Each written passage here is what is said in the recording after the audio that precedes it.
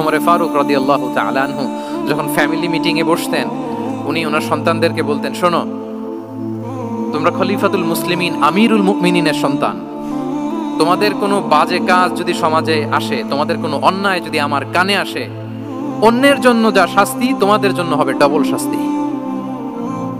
ওমর ফারুক সন্তানদেরকে বলতেন, তোমরা যদি কোনো ভুল করো, একটা যদি হদ কায়েম করা লাগে এমন অন্যায় যদি করো, একটা হচ্ছে আল্লাহর দেয়া হদ, আর একটা হবে আমি উমরের দেয়া হদ। আমার মতো খলিফাতুল মুসলিমিনের সন্তান হয়ে পাপ তুমি কেন করলে? দেখেন অন্যের বাচ্চা কি করছে, অন্যের, আমাদের তো ওই মেয়েটার সমস্যা, ওনার ছেলের সমস্যা, এগুলো আমার ছেলের যে কি অবস্থা, আমার পরিবারের যে কি হালাত, আমার স্ত্রীর যে কি দশা, ওইটা নিয়ে আমরা ভ্রুক্ষেপ করি না বা চিন্তা করি না। তাহলে সম্মানিত সুধী মণ্ডলী, আমরা পরিবর্তন শুরু করবো কোত্থেকে? অন্যের বাড়িঘর থেকে নাকি? হ্যাঁ, কোত্থেকে?